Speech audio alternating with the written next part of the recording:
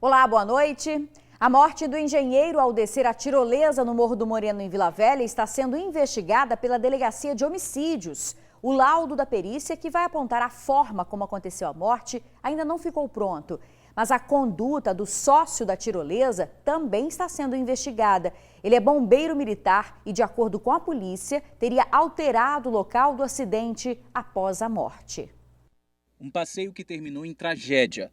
A morte do engenheiro João Paulo Reis, que tinha 47 anos, na tirolesa que fica no Morro do Moreno, segue em apuração e um cabo do Corpo de Bombeiros é investigado suspeito de ter modificado a cena do acidente. A informação foi documentada no registro policial da equipe da Força Tática, que foi a primeira que esteve aqui no local para prestar o socorro à vítima. Eles informaram que o João já estava sem os equipamentos de segurança.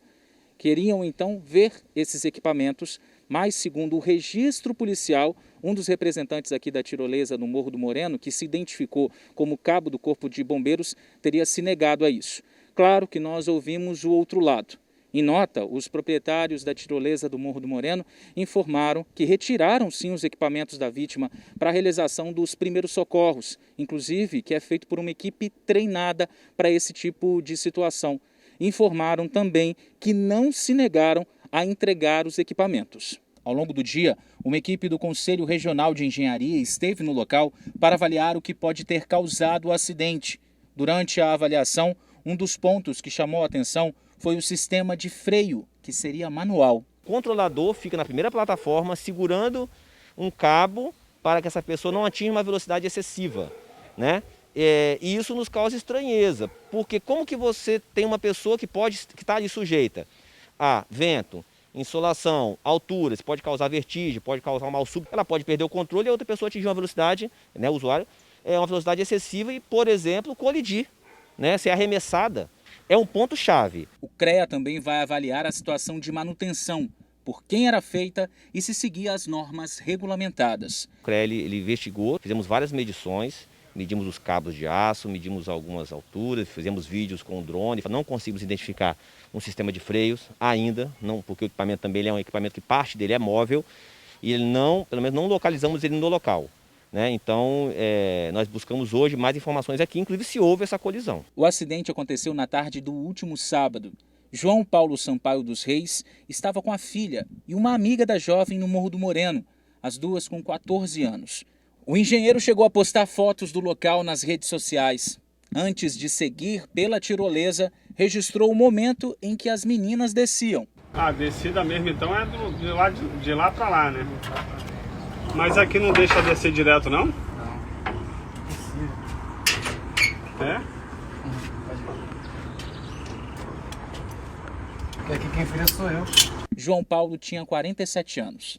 Era casado e, além da adolescente de 14, tinha um filho de apenas 8 anos de idade. O pai do engenheiro afirmou que ele amava esportes e sempre praticava com proteção. Ele nunca iria andar num equipamento que não tivesse segurança.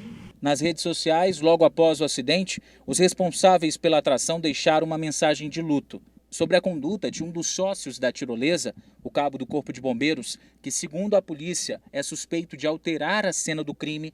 A corporação informou que uma sindicância já foi instaurada. Então a instituição, o Corpo de Bombeiros, estará instaurando na data de hoje uma sindicância para apurar a conduta do militar. Em princípio, sabemos que ele é sócio da empresa. O contrato social da empresa diz que ele é cotista. Então a legislação, em princípio, permite. Sobre a investigação feita pela Delegacia de Homicídios, a Polícia Civil diz que não vai divulgar detalhes para preservar a apuração do incidente. Já a Prefeitura de Vila Velha informou que não tem responsabilidade sobre a fiscalização da tirolesa, porque é um empreendimento particular. Bom, a gente fala agora do coronavírus. De ontem para hoje, o estado registrou 71 vidas perdidas, 1.228 novos casos da doença. Desde o início da pandemia, a gente tem aqui os números totais no painel Covid, são 9.622 óbitos, 439.997 casos confirmados da doença. Os trabalhadores do transporte público devem começar a ser vacinados no mês de junho. Quem atua em portos e aeroportos também será o próximo a receber a vacina. Os trabalhadores de transporte do Espírito Santo devem começar a ser vacinados a partir do mês de junho. Não só os motoristas dos ônibus, como profissionais de outros setores econômicos e sociais também. Atividades ligadas ao transporte, à segurança, aos aeroportos, aos portos, passam também a ser contempladas com a imunização. E nós acreditamos que no mês de junho e julho, estes grupos estarão em franca vacinação no nosso estado. Na manhã de hoje, o estado recebeu mais de 135 mil doses da vacina da AstraZeneca. O lote é destinado à primeira dose em pessoas com comorbidades, gestantes e pessoas com deficiência também. A expectativa da SES é otimista. A fase 2 da vacinação neste grupo deve terminar antes do previsto. A expectativa é de que a gente consiga, no mês de maio, vacinar todas as pessoas da fase 1 e também da fase 2. Que são aquelas comorbidades já tradicionalmente conhecidas. Mais de 10.500 doses da vacina da Pfizer serão entregues aqui no Espírito Santo e destinadas à capital Vitória, o que já está previsto no Plano Nacional de Imunização. Essas doses vão ser armazenadas em 2 câmaras refrigeradas que ficam na rede de frio aqui da Secretaria Estadual de Saúde. Elas vão ser retiradas e aplicadas em locais estratégicos ao longo da semana. O que também deve chegar ao longo dessa semana são as novas doses da Coronavac. O foco é destinar o carregamento às cidades que estavam sem vacina e regularizar a segunda dose. Estão sendo entregues aos municípios e toda a vacina Coronavac que nós recebemos na semana passada, neste final de semana, serão dedicadas cerca de 7 mil. Um pouco mais de 7 mil doses serão dedicadas à segunda dose das pessoas que estavam agendadas para esse período. Por falar em vacina, a partir de agora será considerada falta grave a aplicação da segunda dose de laboratório diferente da primeira. Nós iremos publicar uma norma caracterizando como uma falta grave por parte de qualquer profissional de saúde a troca do fabricante da aplicação das doses. Nós já temos observado um certo movimento entre a população de pessoas que foram imunizadas com a primeira dose da AstraZeneca ou da Coronavac, querendo ser imunizada com a Pfizer. Esta opção ela não é possível dentro do Plano Nacional de Imunização, não existem evidências de segurança e também a troca da segunda dose por outro fabricante irá comprometer a vacinação de outros cidadãos. Diante da estabilização dos números da Covid no estado, a expectativa é que na segunda quinzena as cirurgias eletivas voltem a acontecer. E começou hoje a vacinação de pessoas com doenças pré-existentes. Este grupo será imunizado com as 135 mil doses que chegaram hoje ao estado. Pela manhã, aconteceu uma imunização simbólica no Palácio Anchieta para marcar essa nova fase da campanha. A primeira pessoa a ser vacinada foi a Daniele de Jesus Belo, que tem síndrome de Down.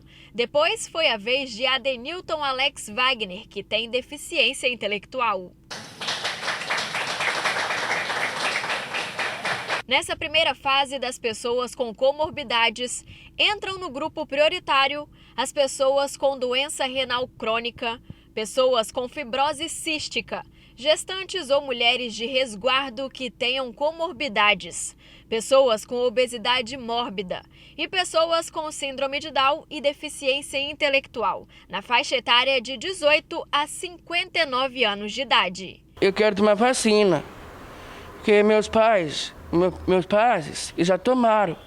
Agora é minha vez.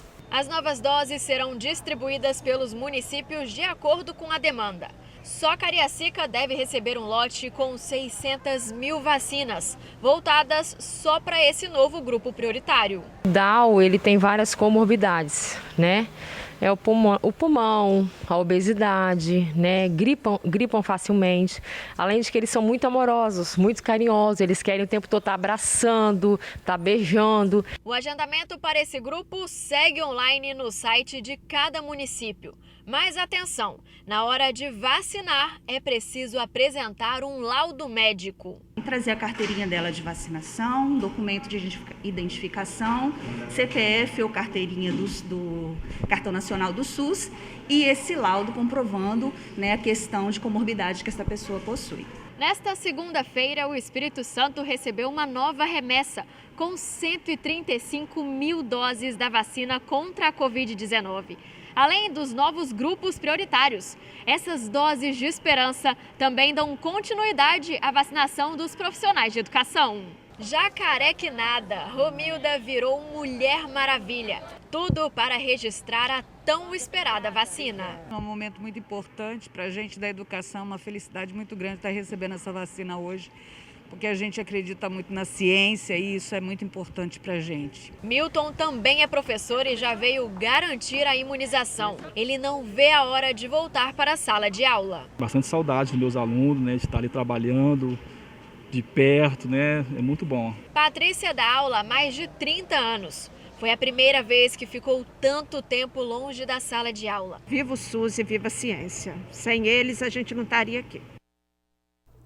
Dá gosto de ver, né, os professores sendo vacinados. Vamos ver então, gente, como é que está o andamento da vacinação aqui no Espírito Santo. Temos aqui o painel vacina com o número total. Primeiras doses, 687.971 já foram aplicadas. 253.505 pessoas receberam a segunda dose. Mais de 1.315.000 doses já foram recebidas aqui no Espírito Santo e mais de 1.295.000 foram distribuídas aos municípios. A seguir, mais um tiroteio assusta os moradores da região de Andorinhas, em Vitória. A gente já volta.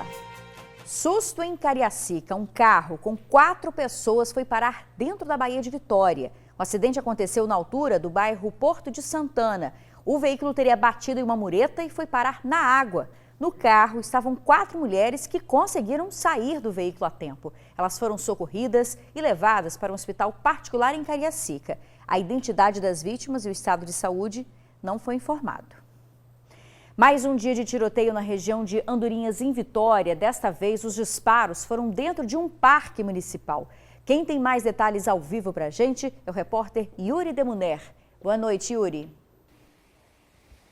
Isabela, boa noite para você, boa noite para quem está em casa. Olha, é isso mesmo, mais um dia de intenso tiroteio lá no bairro Andorinhas, mais um dia de terror para os moradores. Na verdade, já está completando quase um mês que quase diariamente tem tiros lá na região, envolvendo traficantes rivais, envolvendo a polícia, envolvendo os moradores que ficam no meio dessa guerra sem fim na região de Andorinhas. O caso de hoje aconteceu da seguinte forma: de manhã, o CIODES recebeu a informação de que indivíduos armados teriam efetuado disparos de arma de fogo lá no bairro Andorinhas. As viaturas foram até o local e verificaram que os disparos ocorreram dentro de um parque municipal. Durante o tiroteio, ninguém ficou ferido e, em patrulhamento pelo bairro, os militares informaram que as ruas estavam tranquilas ali pela região e nada tinha sido bloqueado. Mas o patrulhamento, mesmo assim, foi reforçado no bairro. Aí o que aconteceu durante a tarde? Começou uma operação da Polícia Militar que já estava programada para acontecer durante essa segunda-feira. O nome da operação é Saturação Qualificada e aconteceu justamente no bairro Andorinhas e também no bairro da Penha, junto com São Benedito, que formam ali o complexo da Penha. Os militares intensificaram o patrulhamento na região com o objetivo de encontrar traficantes, que estão dando esse ataque, que estão em guerra nessas duas localidades. O comandante da Polícia Militar aqui do estado, o Coronel Caos, falou sobre a operação Saturação Qualificada. Vamos acompanhar. Em Andorinhas nós fechamos todas as saídas e colocamos a CIOC lá dentro. O objetivo era prender traficantes, indivíduos que constantemente estão nas redes sociais portando armas, ameaçando a população e recebendo a Polícia Militar a tiros. Essa operação continua até que a normalidade volte nesses bairros. Nós temos 3 indivíduos presos, um com mandado de prisão por tráfico de drogas, e um deles estava na rede social portando arma, ostentando arma, também foi preso. A Polícia Militar não conversa com esse tipo de criminoso e vai usar sua força máxima e atuará na prática da força controlada para poder prendê-los. Está aí a fala do comandante da Polícia Militar, o Coronel Cal, só corrigindo uma informação que ele pediu para trazer. O suspeito que foi detido, na verdade, estava com alvará de soltura, mas estava com uma arma e aí acabou sendo detido. Inclusive, eles estão aqui nessas viaturas na porta da Delegacia de Vitória. Os 3 suspeitos estavam lá no bairro da Penha. Um outro, o coronel adiantou desse, um outro estava ostentando armas nas redes sociais. Ele seria do bairro São Benedito e os militares identificaram ele durante a operação. E um terceiro suspeito seria braço direito do chefe do tráfico de drogas, o conhecido Marujo, mas essas informações ainda estão sendo apuradas pelo setor de inteligência da polícia. É uma suspeita que os militares têm. São essas informações, Isabela, 3 detidos durante a operação, tiroteio durante a manhã, segue a guerra do tráfico de drogas entre o bairro da Penha e também Andorinhas, aqui em Vitória. Uma boa noite para você, eu volto no estúdio. Obrigada, Yuri. Tá certo, a polícia tem que saturar mesmo, tem que trazer essa tranquilidade para a população, não só Andorinhas, mas todos os bairros ali em volta, né? E acabar com essa guerra. Obrigada pelas informações. Você vai ver agora o flagrante de um assalto em Cariacica. Os bandidos chegam armados, rendem o frentista até uma arma apontada para a cabeça da vítima. O resultado desta ação criminosa você confere agora na reportagem. Eram quase 3h30 da manhã quando este posto de combustíveis em Porto de Santana, Cariacica, foi assaltado. São 3 criminosos. Um deles está armado e a bordo do frentista, único funcionário que estava no estabelecimento na madrugada.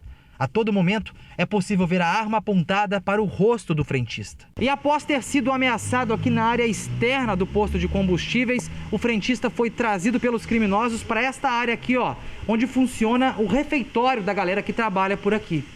E neste espaço, ele ficou preso por quase 1 hora. Enquanto o frentista estava preso no refeitório, os criminosos destruíram os cadeados do portão, tiveram acesso ao escritório e arrombaram um cofre em que estava o dinheiro de todo o final de semana. Os bandidos sabiam exatamente onde ficava o cofre. Alguém já estava vigiando, né, os nossos passos, observando, acharam muita facilidade de fazer, entendeu? Eu fiquei transtornada. Além da grana do cofre, os criminosos levaram uma quantia quase R$500 que estavam com o frentista, além de garrafas de óleo lubrificante. O medo que se mistura com a impotência é o reflexo da falta de segurança. Ontem, né, na parte da tarde, na faixa de umas 5h30, teve um tiroteio na qual eles atiravam em direção aqui ao posto. Então, ninguém sabia de onde estava saindo os tiros, né? E se acerta um dos meus frentistas. Que desespero, hein? Olha, a Polícia Militar diz que está presente no bairro e está pedindo também a ajuda da população para denúncias. O número é o 181, não precisa se identificar. A morte de uma diarista em Vila Velha está sendo investigada pela Polícia Civil. Euzi Jesus de Almeida, de 46 anos, foi morta com 3 tiros dentro de casa em Barra Mares. Ela foi morta na frente da filha da vítima, de 2 anos. Nas paredes da casa também ficaram as marcas dos tiros. O namorado dela estava na residência, mas não viu quem atirou. O SAMU foi acionado, porém a mulher não resistiu. Há 6 meses, bandidos passaram na rua atirando contra a casa dela. A doméstica estaria sendo ameaçada após denunciar o ex-companheiro por não pagar a pensão. No retorno do TN2, você vai ver Dia das Mães deve movimentar quase R$300 milhões em vendas no comércio capixaba. É já já. O Dia das Mães está chegando e o comércio capixaba tem a expectativa de movimentar quase R$300 milhões em vendas. Não é para menos, né? A data é a segunda com maior volume de vendas do ano. Com a queda na taxa de transmissão do coronavírus e na ocupação dos leitos de UTIs, o governo do estado flexibilizou algumas regras para o funcionamento do comércio. Agora as lojas podem funcionar de segunda a sexta, de 10 da manhã às 8 horas da noite. No sábado, de 8 horas da manhã até às 6 horas da tarde. Os novos horários e o Dia das Mães se aproximando dão um fôlego a mais para os comerciantes.